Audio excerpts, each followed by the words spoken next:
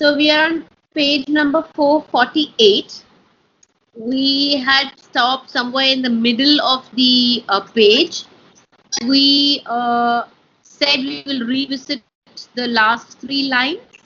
So we have to start at yes, there are happy ways near to God's Son. So we're going to begin with yes, there are happy ways. Yeah. But then we have a long passage on the sunlit path or gold path. So you have to look that up in the lexicon. Okay. We should read that. It's so very important. Okay. All right, let's concentrate. Concentrate.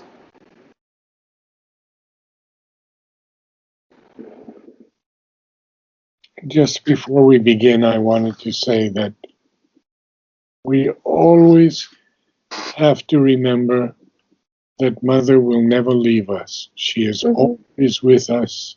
If we don't feel her, if we cannot feel her, we have to think about her. And to think about her is just to repeat her name during the day. And then she puts, well, it's a kind of envelope around us to protect us. Yeah. Just by saying her name. Okay. Okay, good. Yeah. So you try that morning, noon, and night if you can, and even more often if it's possible. Just Ma is enough. Okay. Ma, Mira, Mother, whatever you wish. Yeah. Okay, let us begin. Okay. Let us begin. Yes, there are happy ways near to God's Son, but few are they who tread the sunlit path. Only the pure in soul can walk in light. An exit is shown, a road of hard escape from the sorrow and the darkness and the chain. But how shall a few escaped release? I'll reread that. But how shall a few escaped release the world? That is the big question, you see. That was Mother and Sri Aurobindo's big question. If I receive enlightenment, samadhi, nirvana, it's a wonderful thing for the person. It's great for the Buddhists. It's great for those who in the highest religions have found the divine through the heart and have released into that world. But here the key word here is release the world. Yeah. See, how shall a few who have escaped, and that is escaping basically. If you've taken birth, you've already made a decision to evolve. Yeah. Towards transformation. So if you have made that decision, you have to stay on the earth. Or you have to come back to the earth, and that is the whole thing behind reincarnation. So let us go now to the golden path or the sunlit path.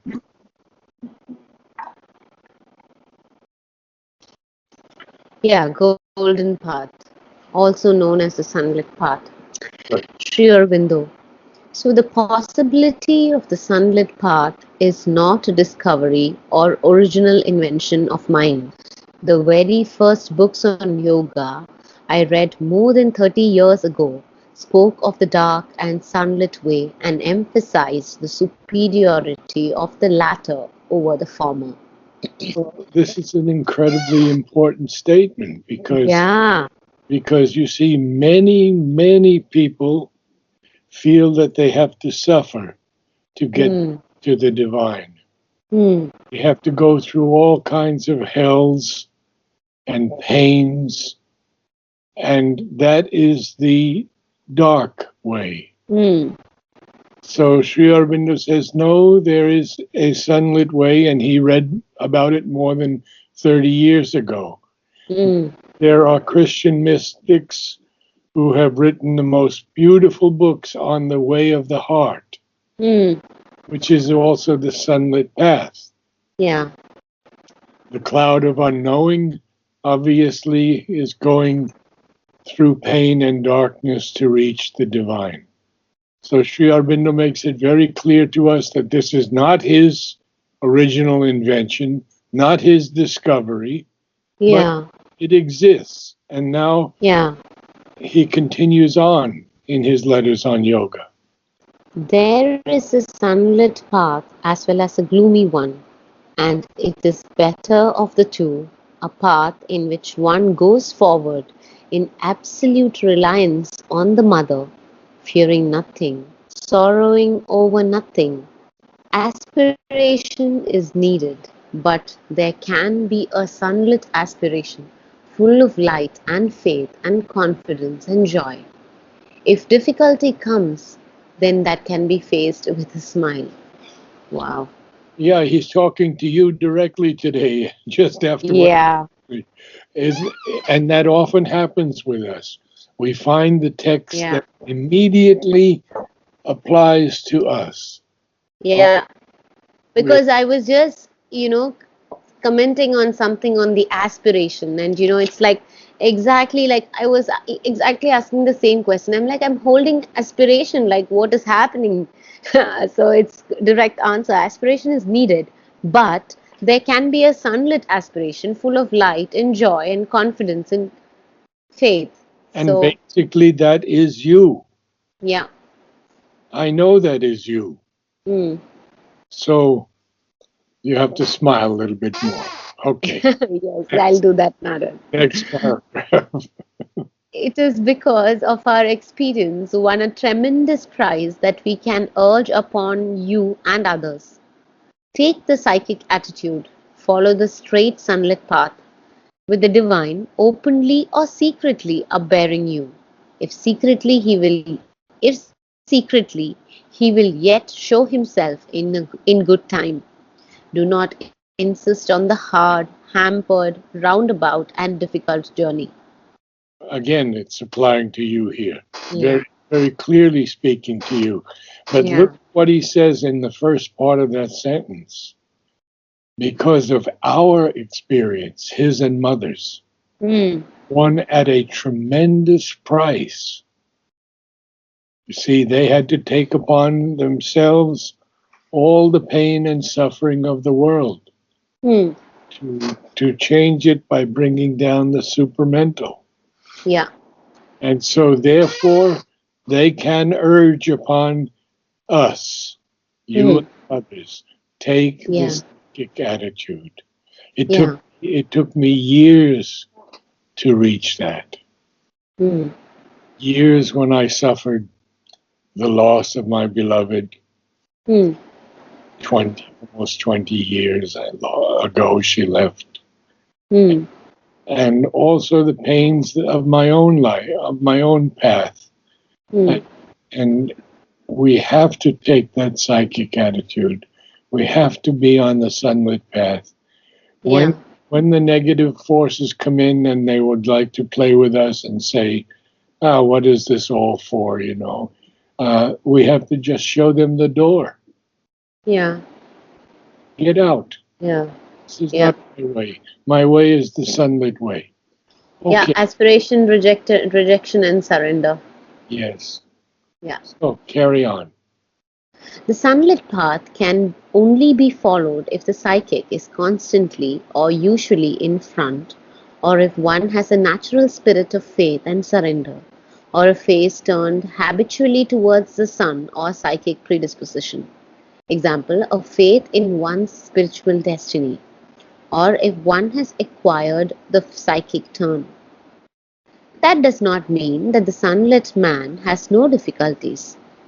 He may have many, but he regards them cheerfully as all in the day's work. If he gets a bad beating, he is capable of saying, "Well, that was a cure go." But the divine is evidently in a cure mood, and if that is his way of doing things, it must be the right one. I am surely a still Queer, purer, a queerer fellow myself. queerer fellow myself, and that, I suppose, was the only means of putting me right. Sri Aurobindo's humor, huh? Yeah. I really love his small snippets on record of yoga as well. I've not now read in a long time, but when I was studying in Pondicherry, I would read and it was like such humor. Ah, wonderful. So, last one. The sunlit path can be followed by those who are able to practice surrender. First, a central surrender, and afterwards, a more complete self giving in all the parts of the being. If they can achieve and persevere the attitude of the central surrender, they can rely wholly on the divine and accept cheerfully whatever comes to them from the divine. Then their path becomes sunlit and maybe even be straightforward and easy. You see, you made two major mistakes here, and that's because you're reading too fast. Okay. You often do this. It's and may even be, not may be even. Ah, And then you said and persevere, and the word is preserve. If they can preserve. achieve Okay. and preserve the attitude, not The fear attitude that. of the central surrender. Yeah. So Okay. it's a good lesson to you to slow down a little bit, Okay. invoke the calm when you begin to read Sri Aurobindo, O Mother. Invoke the calm. Okay. Always invoke first. It can Yeah. be a moment of silence, just a brief second of silence, a brief Yeah. indication. And what I often do is I say, Lord, read through me. Read through me. Hmm. Let, Yeah. let this small being not read, but let you read through me. Hmm. And that's one way of approaching it. So, Yeah. and he says, only the pure in soul can walk in light. Well, Yeah. this is very true, isn't it? But Yeah. there are moments when the light is shown to us. Yeah. And the light is so powerful, and we want to go there. These people who die and come back to life always speak of being in that tunnel and seeing the Hmm. light at the end of the tunnel. And Yeah. and I can tell you a personal story of Mary Helen. Hmm. Um, Shally was, of course, totally distraught when she heard that Mary Helen was going to die in a few weeks. Hmm. And she went to the Matrimandir, and she doesn't often go, maybe only twice a year. And so she's sitting there, and the tears are streaming down her face. And she looks up, and there's Mary Helen at the top of the Matrimandir. And she's Ah. the chamber. And Mary Helen speaks to her, and she says, "It is so beautiful here, but I must return because my work is not yet done." And Hmm. she stayed with us for 3.5 years more Wow. when she was given 3 weeks by the surgeon. Wow. Yeah. So I wanted to share that with you. Hmm. Okay, let's carry on a little bit longer. An exit. An exit is shown, a road of hard from the sorrow and the darkness and the chain. But how shall a few escaped release the world? What's the chain? I felt that to be our pattern, our repeating pattern of sorrow and darkness, or maybe even the cycle of life and death. I think it's the past karma. Past karma, okay. See, we carry those chains with us, and we're not too inclined to let them go. Yeah. Even the bad habits of our present life, Yeah. we still cling to some of those. Yes. So the exit is shown. It's a road of hard escape, no doubt, from the Yeah. sorrow and the darkness and the chain. Hmm. But how shall a few escaped release the world? So we've covered that, and we move on. Yeah. The human mass. The human mass lingers beneath the yoke. Escape, however high, redeems not life, life that is left behind on a fallen earth. And this is just what I covered previously, Hmm. just what we discussed about those who escape, Yeah. who enter into a heaven or blissful Heaven. Yeah. entity or silence or nirvana. Hmm. Doesn't Hmm. help. It doesn't redeem life Hmm. because life is left behind on a Yeah. fallen earth. Yeah. Okay, carry on. Escape cannot uplift the abandoned race or bring to it victory and the reign of God. A greater power must come, a larger light. Wow. Yes. And this larger light he Hmm. speaks of. I don't think we've ever done light, but it's very brief, so I would like to do. Yeah, yeah, You will see how beautiful it is, and there are some things that I can tell you about yeah. it. Light, Sri Aurobindo.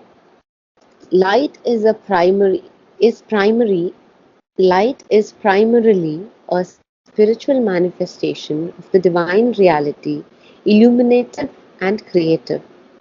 Material light is a subsequent representation or conversion of it into matter for the purpose of the material energy. Now, isn't that incredible, huh? Yeah.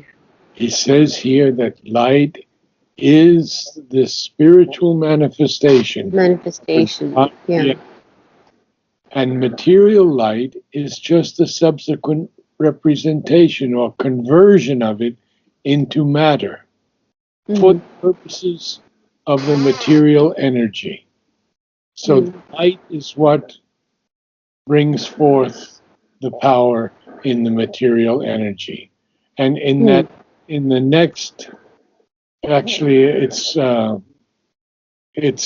three lines, it's two lines, no, three lines.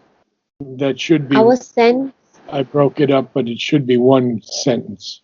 yeah, One, the quotation is ending only after three breaks. right. Our sense, by its incapacity, has invented darkness. In truth, there is nothing but light. Only it is a power of light, either above or below our poor human vision's limited range. For do not imagine that light is created by the suns. The suns are only physical concentrations of light, but the splendor they concentrate for us is self-born and everywhere. God is everywhere, and wherever God is, there is light. The hour of God. That was also really powerful. Well, it's one of my very favorite quotations Mm. because Sri Aurobindo says so much in it. He says that we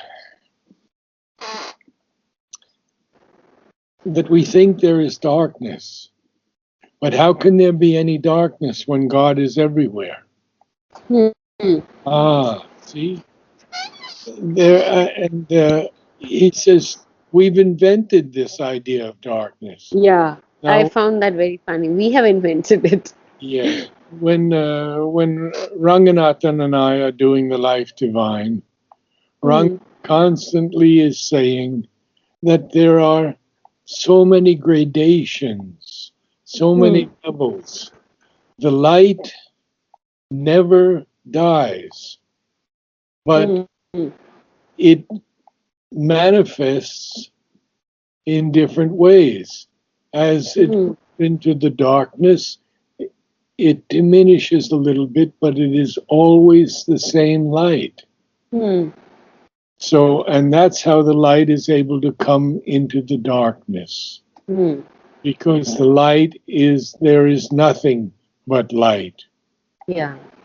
So then he says it's not even created by the suns. Yeah. Notice that he uses the word plural in suns. Yeah. There Exactly. There are suns in all of these galaxies. Yeah.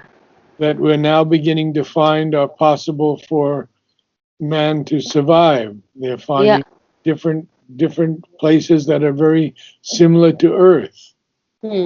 But Mother and Sri Aurobindo are very clear that Earth has a place in the divine intention that no other places have.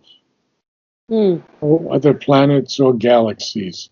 It is on Earth that the experiment is being made towards the supramental realization, the conquest of death, and the transformation of the body.